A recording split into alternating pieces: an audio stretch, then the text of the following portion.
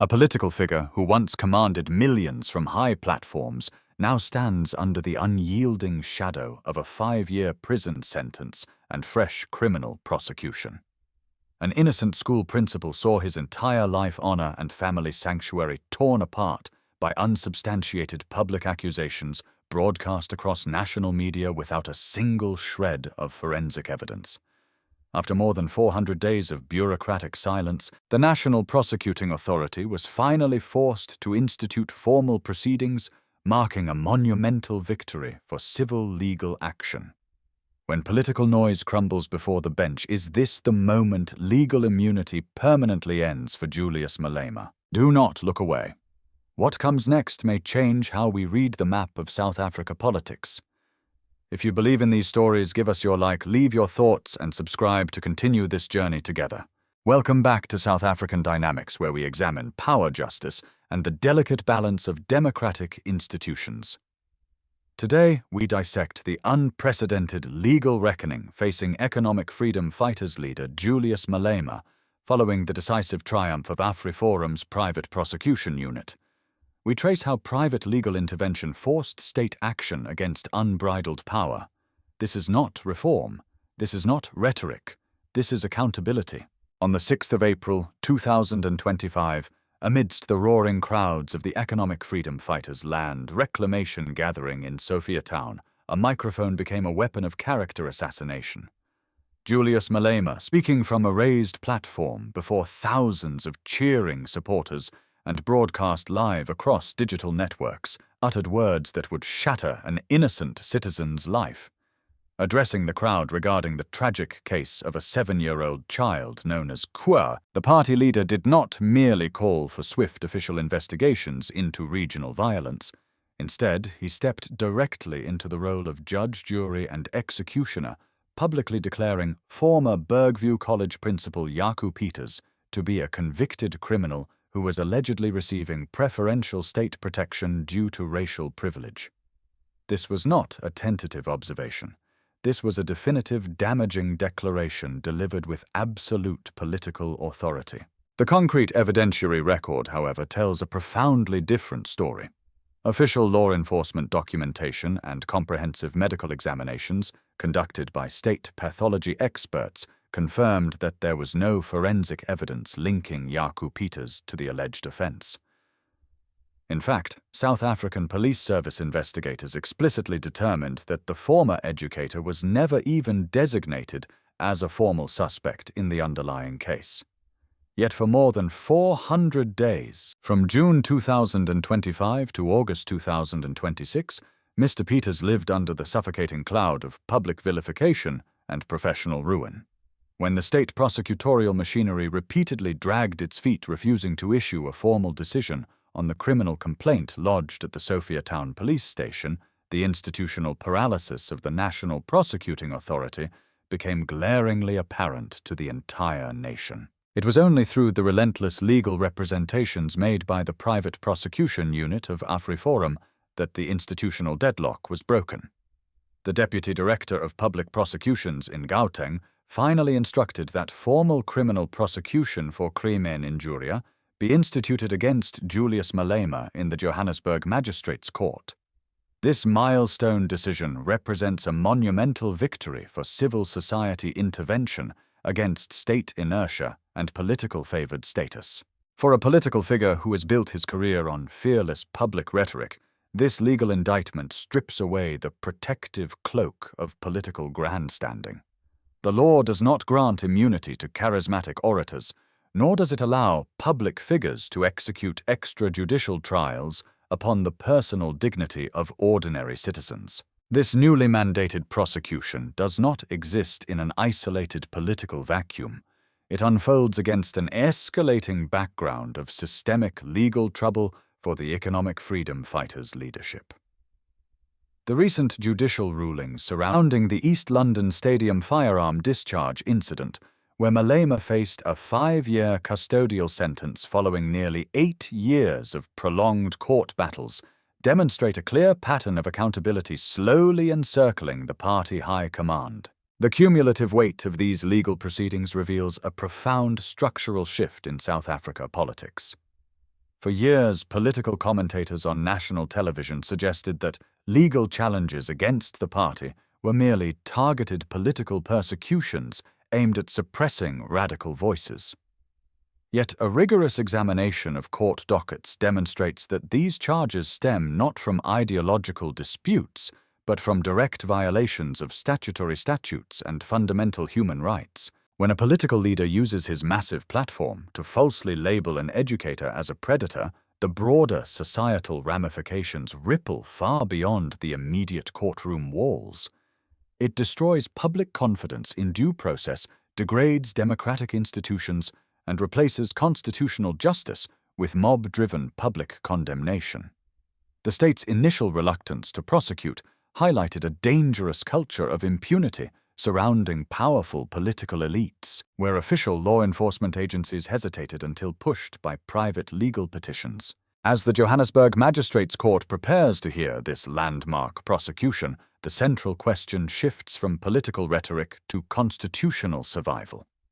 But as the legal net tightens around Julius Malema, how did an innocent educator endure the devastating destruction of his livelihood? And what dangerous retaliation is now brewing within the radical wings of the party? Behind every dry legal docket lies a human story shattered by political excess. For Jaco Pieterse, the former principal of Bergview College in Madatella, the reckless statements delivered at Sophiatown were not mere political theatre. They were a sentence of social death. Overnight, a dedicated educator who spent decades building a respected career was transformed into a public pariah. He lost his employment, his standing in the community, and ultimately the safety of his home, forced to flee the very town where he had rooted his family's existence. Reflecting on the decision by the Deputy Director of Public Prosecutions, Mr. Pieterse expressed a profound sense of vindication, stating that he trusted the court process would restore his dignity and ensure strict accountability for those who falsely accuse others of heinous crimes without regard for consequences. The emotional toll of living under an unsubstantiated cloud of infamy for over 400 days represents a devastating chapter of human suffering inflicted by unchecked political power. Before we reveal the next chapter, which is perhaps the most powerful assertion of sovereignty you will ever hear, I want to pause and speak directly to you. If this channel has moved you, if these stories are touching something deep in your spirit, then consider becoming a member. Not for exclusive content or perks, but because supporting this channel directly sustains narratives that mainstream media refuses to tell. Every membership is a vote for South African Dynamics' mission. Every member becomes a co-creator of the truth we are documenting. Join us today and stand firmly with the principle that human dignity must always be defended against political intimidation. Yet as the machinery of justice moves to restore personal dignity, the political reaction from the economic freedom fighters' leadership and its digital apparatus has been swift, aggressive, and deeply troubling for the rule of law. Across social media platforms, prominent party influencers launched inflammatory campaigns against AfriForum, labeling the civil rights organization as a hostile entity and explicitly advocating for extrajudicial action. One widely circulated digital declaration urged supporters to take matters into their own hands, calling for the forcible shutdown of AfriForum offices and declaring, "Let there be a fight." Rather than condemning this open incitement to violence, senior party figures stepped forward to endorse it. Member of Parliament Carl Niehaus publicly backed the calls, stating unequivocally that he fully agreed and that enough is enough.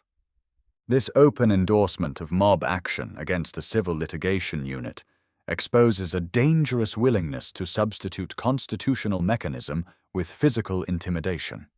When elected parliamentary representatives validate threats to breach private offices and disrupt legal proceedings, the boundary between legitimate political opposition and militant lawlessness becomes dangerously blurred.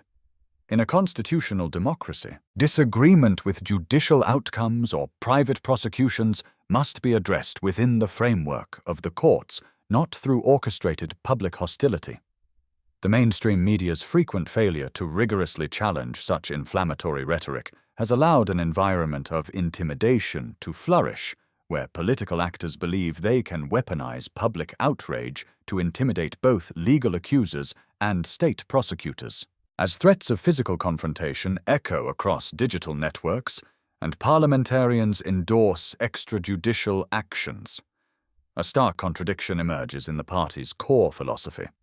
How can a movement that routinely turns to the courts to defend its own leader now turn around and denounce the very legal system it claims to respect? The emerging prosecution of Julius Malema exposes a glaring contradiction at the very heart of contemporary political leadership: the weaponization of constitutional protections for personal defense while denying those identical rights to ordinary citizens.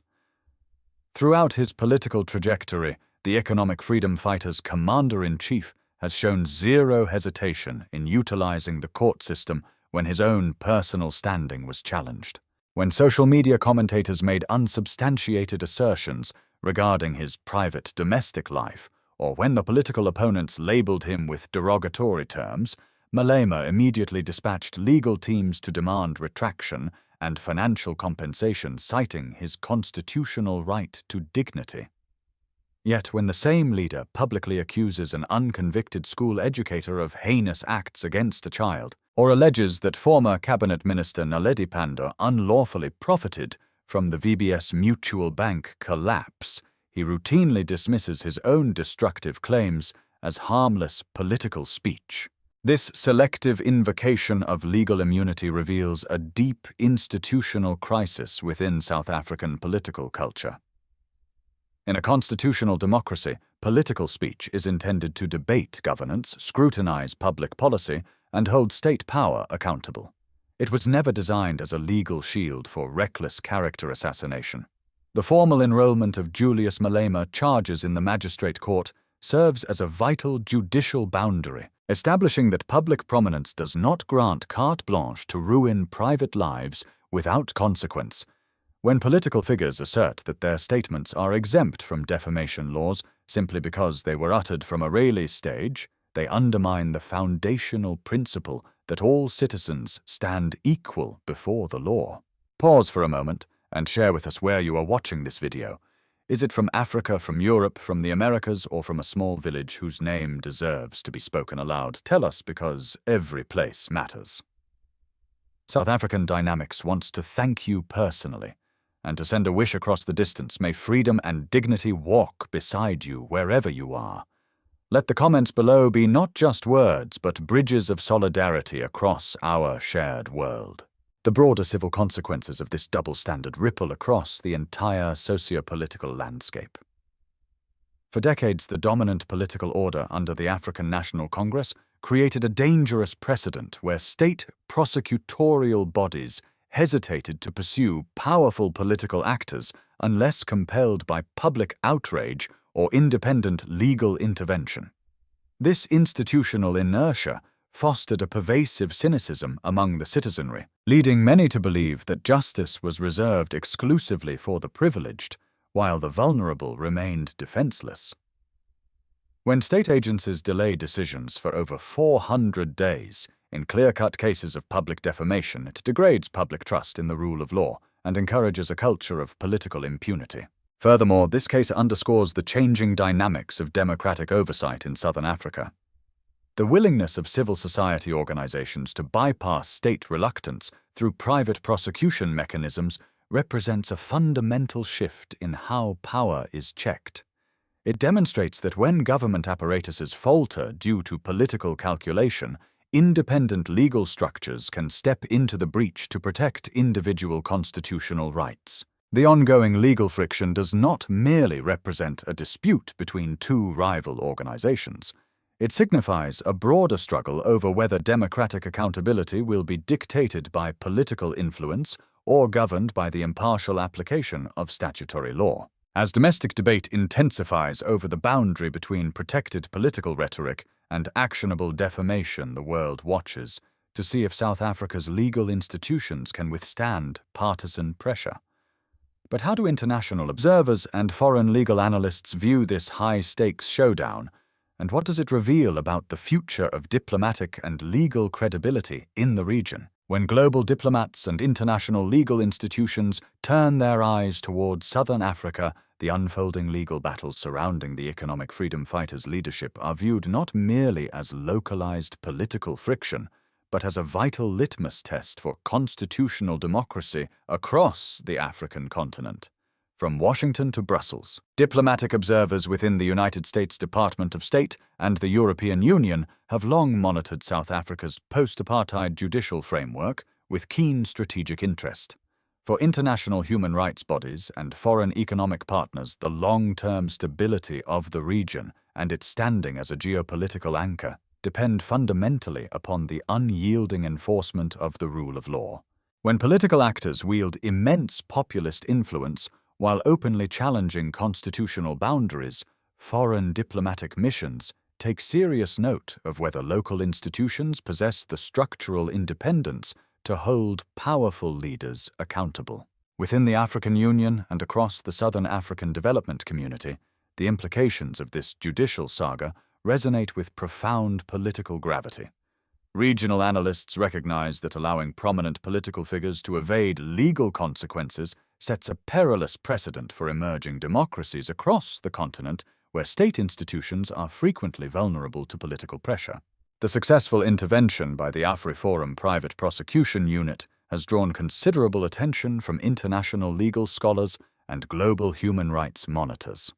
By utilizing legitimate constitutional mechanisms to compel official state action when the National Prosecuting Authority hesitated, this legal precedent demonstrates to the international community that civil society can serve as an effective safeguard against state inertia. Foreign observers increasingly view this mechanism as a sophisticated model of legal recourse, capable of preserving institutional integrity when public prosecution agencies face perceived political capture. Furthermore, major international news networks and geopolitical think tanks have increasingly scrutinized the sharp divergence between populist rhetoric and democratic responsibility. In global diplomatic corridors, a clear consensus exists that political freedom must be distinctly demarcated from defamatory conduct that destroys individual human dignity. Foreign legal analysts note that while political figures often present themselves on international platforms as anti-colonial champions of the disenfranchised, their domestic actions, such as delivering reckless, unsubstantiated accusations against ordinary citizens, frequently undermine their claims to moral leadership. As international financial institutions evaluate regional risk and diplomatic alliances adapt, the consistent application of statutory enforcement remains the single most reliable indicator of national sovereignty and constitutional maturity. As the global community evaluates whether South Africa can uphold its constitutional promises amidst heightened political volatility, the ultimate test lies in how the nation navigates the immediate horizon. But as international diplomatic eyes remain fixed on the courtroom, what future path lies ahead for a nation striving to balance justice, political stability, and national unity? As South Africa navigates this critical juncture, the impending legal proceedings against Julius Malema signal far more than an isolated court trial. They mark a defining crossroads for the nation's democratic identity. In a rapidly evolving political landscape, defined by coalition governance and shifting party alliances, the ultimate question facing the Republic is whether the foundational principles of constitutional democracy can endure against the tides of radical populism. The road ahead presents both formidable risks and profound opportunities. On one hand, persistent attempts to delegitimize state prosecution and incite public hostility threaten to erode social cohesion and weaken the democratic fabric. On the other hand, the firm assertion of legal accountability offers a powerful renewal of faith in public institutions, proving that sovereign authority resides not in charismatic individuals, but in the impartial majesty of statutory law. For the economic freedom fighters, this legal reckoning forces an inescapable internal reckoning. The party now faces a stark strategic choice between adhering to the constitutional framework that enables its parliamentary presence or retreating into militant confrontation that risks political isolation. True national sovereignty cannot be forged through extrajudicial intimidation or the systemic erosion of personal dignity. A nation's strength is measured not by the volume of its political rhetoric, but by its commitment to justice for every citizen, regardless of status or background. As the judicial process unfolds in Johannesburg, the struggle to restore public integrity becomes the bedrock upon which economic stability, domestic security, and democratic maturity must be built. In this unfolding national narrative, the judicial bench functions as the table of equal justice, a solemn space where political titles carry no weight, where evidence triumphs over theatrical posturing, and where every citizen from party leaders to ordinary educators sits under the identical standard of constitutional protection. Surrounding the table, the principle of accountability ceases to be an abstract ideal. It transforms into an active, enforceable reality that safeguards the nation's democratic future. What you have witnessed today is not a conclusion, but an opening.